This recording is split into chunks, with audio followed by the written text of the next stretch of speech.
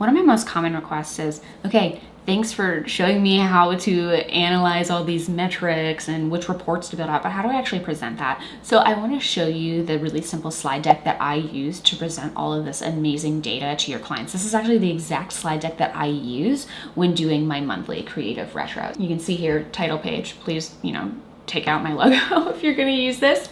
I often like to set the stage with an agenda.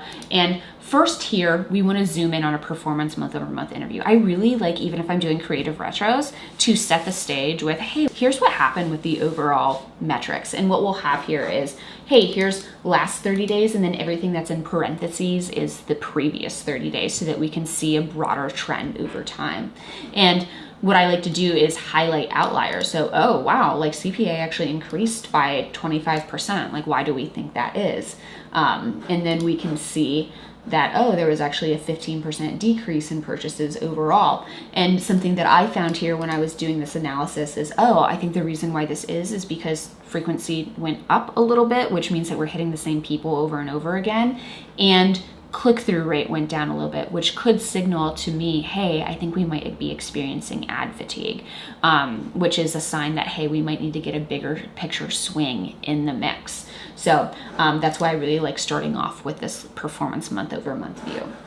Now, what I like to do then is I actually like to utilize Varos and show, hey, actually, how do your metrics compare with other brands in your niche or industry? And are there any interesting trends or any interesting outlier or big events that happened in the last 30 days that we need to make note of? Maybe there was a bug, maybe there was something, but I also really like being able to show broader benchmarking trends for things like CPMs, for spend, for cost per purchase, whatever, so that we can contextualize, hey, this is what's happening for other brands in your industry.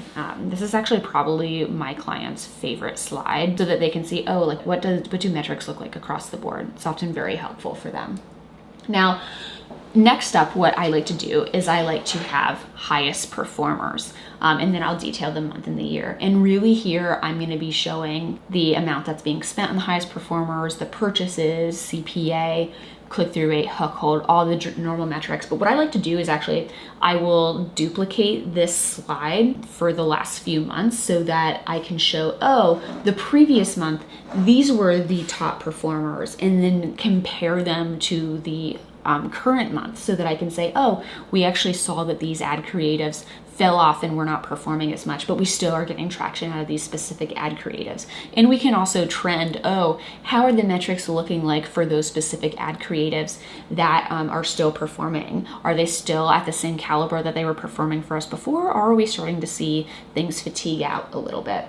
Now, after that, I like to zoom in on each individual creative test. So what we'll do is we'll show each of the variants side by side, and we'll actually detail the testing criteria. So, hey, our hypothesis for this was referencing TikTok and Twitch will drive an increase of sales. We had two variations, and the variable that we were actually testing was the hook, which was the messaging and specific imagery. And then we'll do an analysis on that. We'll say, oh, actually, the TikTok hook outperformed the Twitch hook by X%. And all metrics on the TikTok variation point to a winning ad comparatively. And then we'll detail, hey, here's what we did for ad ops. We ended up increasing the specific creative test by 3x and then duplicated it to the scaling campaign. And then if there are next steps or iterations that we want to detail, we will also put that information there. Now, the next thing that I like to show or zoom in on is competitor creative. And this is something that I really like to highlight for a number of competitors. So each competitor will have potentially their own slide if they're big enough. And what I like to do the same thing where I show, oh, this is the current month. Oh, hey, we see that, such and such a competitor launched these specific ad creatives. And then what I'll do is I'll actually show it for the previous month again. So I can be like, oh, they seem to double down on this specific messaging or format technique. I think that this is a learning that they're getting from their back end that they're continuing to iterate on. So again, that's why being able to track your competitor creatives over a longer period of time is going to give you broader insights into what they're potentially learning, and help you keep ahead of the curve on them a little bit. Every part of a creative retro, I really like being able to present all this information and then being like, hey, let's have a really quick brainstorm on things that we can do for the next next month and really roadmap that out. So I'll say things like, hey, I'm noticing that there's a certain trend going out in the world. Maybe we'd like to utilize that for you. And maybe we should also try testing out, something different. And here are a few other like ideas that I have for green screen or format or whatever. I give them a section where they can like also type things down right before or during the meeting so that we can go over them together and decide what we want to execute on. Then I always have a screenshot of the creative roadmap and what things are next and coming down the pipeline.